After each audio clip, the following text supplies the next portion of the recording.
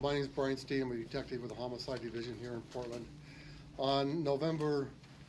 Actually it was November 4th this year, I got a phone call um, regarding a case that started out as what appeared to be a traffic accident on North Willamette Boulevard near North Hodge, in which a young man, Kip Daniel Crawford, had been riding his bicycle and was subsequently struck by two drivers that were drunk at the time.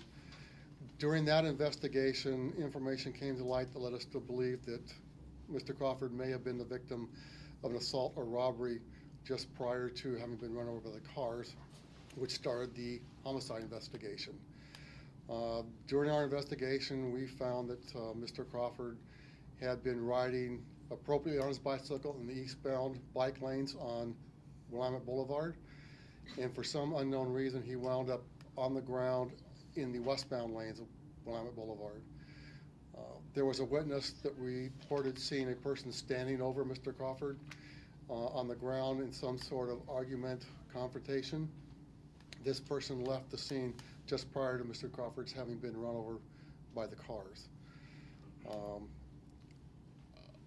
I don't want to give a lot of details as to why we think this was a robbery or perhaps an assault, but there was evidence at the scene and some evidence at the scene lacking that led us to believe that just prior to him having been hit by the cars, he was involved in either a robbery or an assault. I'm happy to take questions, otherwise I'll let... Any questions for Brian, go ahead, and then we'll go on to... Some neighbors reported hearing screams at the scene. Did you guys confirm that? Did anyone hear screams? No, the witness that we have, that we talked to, reported hearing some sort of argument, confrontation, some loud yelling, but we were not able to find anybody who heard any screaming prior to this.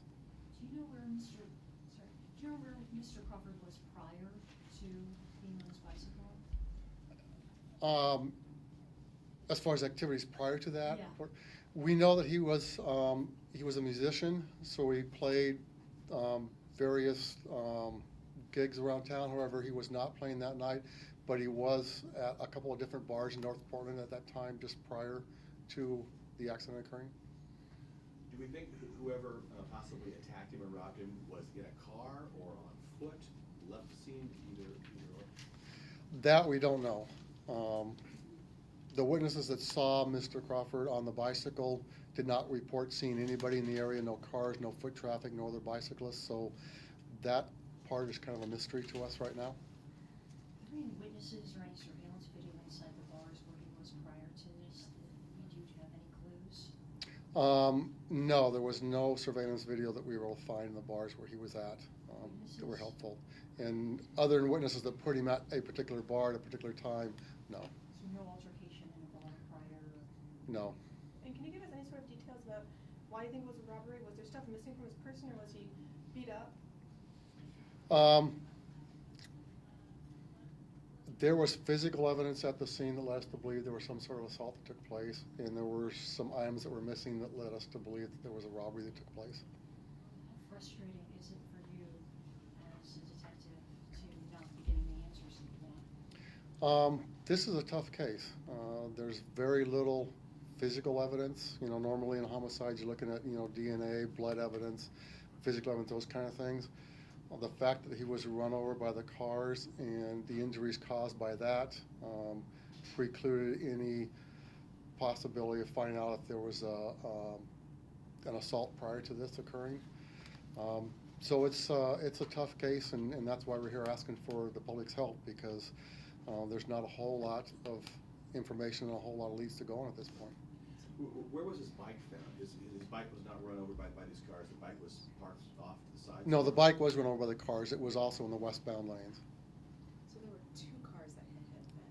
Yes. And potentially two suspects or more? Is that the way we understand it? Both of those drivers of those cars were arrested and charged at the time. I know this is sort of a gruesome detail, but was he killed by the cars, or was he dead before he was hit by the cars? The autopsy showed he died as a result of the injuries received from the vehicles. But he was not on his bike when he was hit. The bike, he was off the bike, and the bike and him were both on the ground.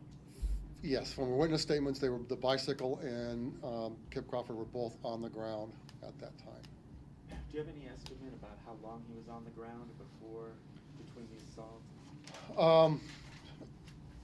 The guesstimate and the best estimate of the witness is probably some seconds, 20 seconds, 15 seconds maybe. So is there any indication he was been shoved, you think, into oncoming traffic, you think, or pushed, or? You know, it's supposition at this point. I mean, something caused him to fall off the bicycle, whether he was shoved or knocked off or what happened, we don't know.